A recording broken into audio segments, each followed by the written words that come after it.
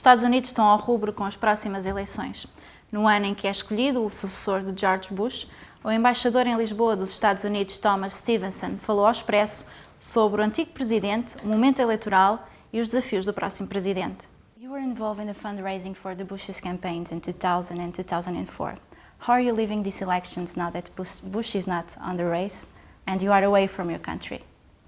Well, I think I'm watching it with the same fascination that everybody appears to be viewing it from here. I was under the mistaken impression when I arrived that what we call soccer and you call football was the principal spectator sport, but since I've been here, it seems to me the real spectator sport's watching our primary. So I'm participating with everybody else here. The embassy has a special role in this time of elections. It becomes more important for the North American community that are living abroad. I think only in the sense that we try and encourage everybody to exercise both their right, their privilege, but also their obligation to vote. But other than that, there is no involvement, of course, in partisan politics by the embassy, by me, by anybody here. Do you have any notion how the North American community is living it? Is following the elections in the United States? I sense they have the same fascination with it that the Portuguese do. Certainly, this is a fascinating election because regardless of which of the three that still have some chance to be our next president, they would each be unique. One, the first Afro-American, one, the first woman, and the other, the oldest person ever to hold office. So I suspect there are elements in that cause it to be particularly fascinating. Do you think Portuguese people understand what is at stake when you're electing a U.S. president? Everybody is interested and realizes that because the United States is who they are, that it's a very important election. I mean, any presidential election in the United States is important, just as any election here or in any democracy. As you were saying, these primaries are being atypical. You have an African-American and a woman running for the Democrats, and we have John McCain, who sometimes is considered older than the usual candidates are, and sometimes he's considered as a Republican liberal.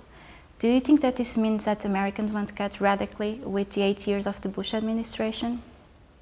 I don't know that it reflects that. I mean, while because of the unpopularity of the president today, not atypical. President Reagan was equally unpopular late in his term. President Clinton was unpopular late in his term, so this is not unique.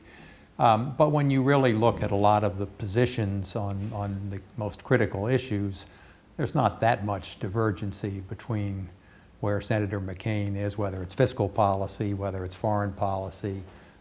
There's not as much distinction between where the president is and where Senator McCain is, at least in my view, as for political purposes he might try and create.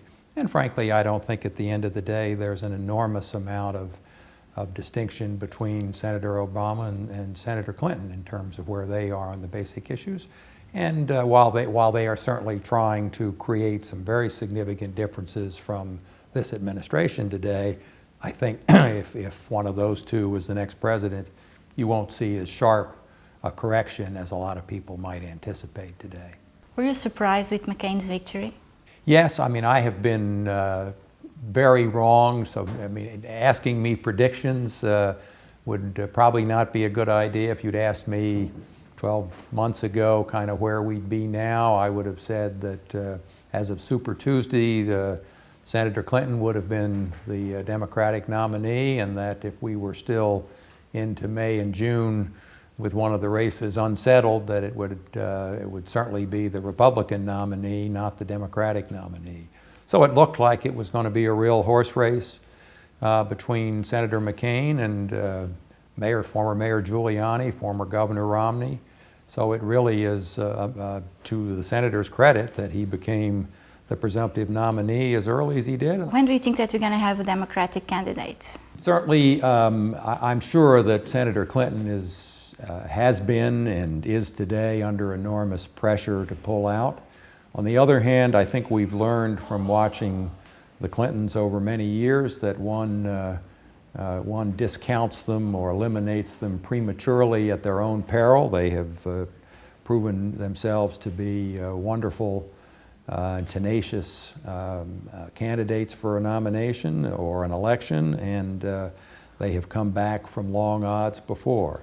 So I think that suggests one should be cautious. On the other hand, if you look at where we are today, you have to say that it would be a miracle if she were able to overcome. Is America ready to have an African-American president or a woman? I think so. I think that's, I think absolutely that America's ready, and whether that will happen this time, we'll have to see, but I think the fact that we are where we are in the primaries suggests that America's very much ready. In the general election in November, what do you think it will be the decisive factor for the Americans' choice? The economy, Iraq, or something else? 4 or 5 months ago, it would have appeared that Iraq and the Middle East would have been the crucial issue in the elections. As things started to turn more positively in Iraq, you all of a sudden saw the Democratic candidates talking a lot less about Iraq and a lot more about the economy, because some of the distortions of the subprime debt crisis were beginning to impact the economy. Sitting where we are today, I don't know how to forecast that. There is reason to believe that it's possible we've seen the worst of the impact of the subprime debt crisis in the United States, that maybe our economy is bottoming out, maybe we're not actually going to go into a recession. If that's the case, then maybe there's a case to be made that there's going to be less focus on the economy. The U.S., as you were saying, are going through a serious economic crisis. We can call it serious. And the war in Iraq hasn't over yet. What is the Bush legacy? I think we'll have to leave it to the historians. If we are able to make significant improvements in Iraq, certainly if we make major improvement in the Middle East, that will have a big impact on this president's legacy. Is Guantanamo the most important problem or situation that he leaves for the next president to solve? There is a major problem that somebody has to deal with. There are a lot of people who have created some horrible acts that we have to put somewhere. And we had, as the leader in fighting the war on terrorism, we had to find some place where we could hold these enemy combatants, and Guantanamo turned out to be the place.